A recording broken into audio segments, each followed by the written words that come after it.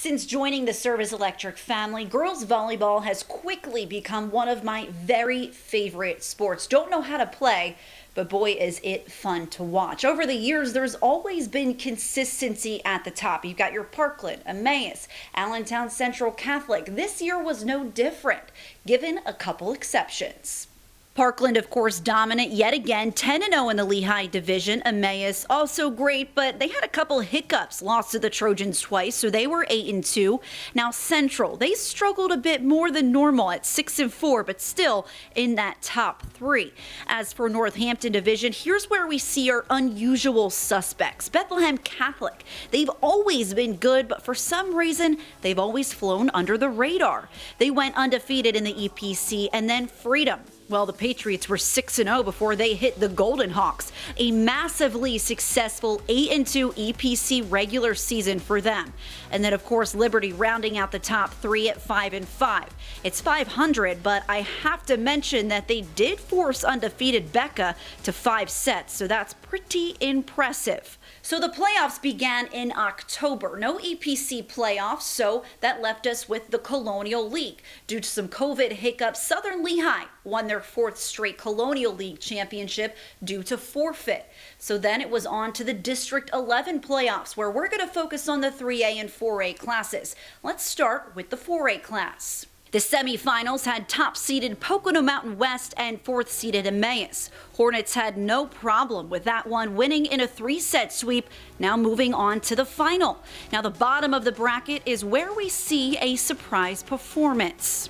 Number 2 Parkland would meet number 3 Freedom, the two meeting for the first time due to division-only schedules, and boy were the Trojans caught off guard. The Patriots won the 2nd and the 4th set, forcing a 5th. Something the Trojans had only seen once in the regular season against Emmaus. Long story short, Parkland would prevail and escape the near upset. Not without some dramatics, of course. Parkland moving on to the final to meet Emmaus for the 3rd straight season. Last year, it was Parkland who won the title with a 3-1 win over the Hornets, and this year, they wouldn't even allow Emmaus to take a set. A battle between the co-EPC MVPs in Jaya Puggett and Parkland's Bryn Dreisbach would end in the Trojans' favor. They sweep Emmaus for their 7th straight District 11 title, thus keeping the Trojans' legacy alive. It feels really great. I mean, just doing it for our sisters, especially too. The previous years, I think they were 7th year winning district, so just doing it for them too, and ourselves, I think we worked hard for this too. We talk a little bit about the banners that are up there and have an opportunity to do something that will stay there the rest of your life. And that's where we told them you can be a district champion for the rest of your life. And they were really proud of that. And that I think that's where it is. That's, each year is different. And what we had to deal with this year, and our seniors were great leaders, and that got us through it. All right, so no shakeups in the 4A class, but that would not be the case in the 3A class. Last year, Southern Lehigh was able to take down 4-time defending champs Allentown Central Catholic for the District 11 title, but this year, they'd have some stiff competition. Top of the bracket, the top-seeded Golden Hawks would easily handle 4th-seeded Pottsville with a 3-set sweep to improve their record to 13-0. Defending champ Southern Lehigh on the bottom half, taking on 3rd-seeded Blue Mountain, a team the Spartans swept earlier in the season. That wasn't the case this time. This match had me sweating. Blue Mountain went 2 sets up on defending district champs Southern Lehigh, who were facing elimination in the 3rd. The captains, they addressed the team, said, "Hey guys, we've swept this team before. That's technically what we need to do now." And somehow they would. In the 5th, they would be tied at 11 before the Spartans would put away 4 straight and complete the epic comeback that nearly gave me a heart attack. The district final would be Southern Lehigh and Bethlehem Catholic. That's all we have to do is win 3. We beat them 3 before. We knew who they were going to. When the pressure was on, they were going to Maya. I mean, she's an incredible player. Coach her in club, I know her very well. We knew what she was going to do, and I mean, you saw in the 4th and 5th game, we started finally playing defense. We weren't afraid anymore, and we played with some emotion. Our defense really picked us up at the end. He took Bree and I aside and he looked at us and he was like, "Listen, this could be your last game here. We beat them in 3 before. We just need to beat them these next 3 sets. You guys know how to do it. You just need to tell your team and make sure that you guys do it how you know how to do it." We know we'll have a really tough game in the finals, So we're just going to get back in practice and practice the way we know how so that we can bring that energy we had tonight next week. The Golden Hawks were able to complete 10 sweeps up until this point, and they would be able to complete their 11th in the district championship match. The defending champs were no match for the Golden Hawks, who were able to win their first district title since 2014. The same year, they also won the state championship. We've worked so hard this season to be where we are now, and we knew coming in tonight that it was going to be a challenge, and we wanted to beat them really badly this time because we lost to them in semis last year, so we just wanted it all tonight. Honestly, it means so much to me, especially knowing that my sister's the coach, and the last time they made it there was my other sister that ended up going, and they ended up going to states and winning as well. So it's just a great feeling, and I'm just so proud of my team and myself. Some foreshadowing there as we enter the PIAA tournament. 2 of our local teams making the cut. Parkland entering the 4A playoffs, and Bethlehem Catholic headed into the 3A tournament. After easily taking down Delaware Valley in 3 sets in the first round, Parkland would enter the semifinal for the 7th straight year. Unionville, the champ out of District 1, would be their opponent, and they'd be the toughest the Trojans had seen all year. The Indians would take the first 26-24, and then Parkland would storm back in the second.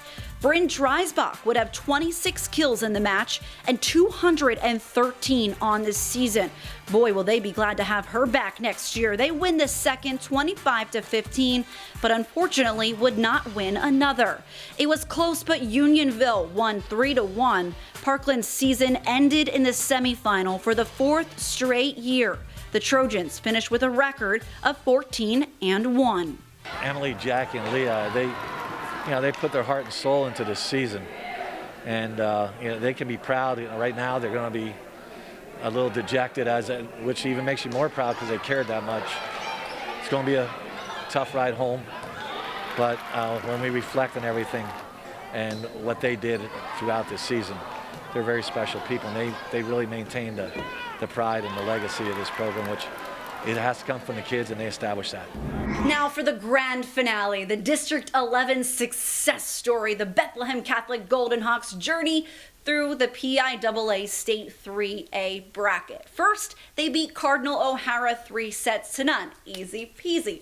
Then they beat Pope John Paul 3-1. Then York Suburban 3-1, thus earning their spot in the PIAA 3A state final against the champion out of District 7, Franklin Regional.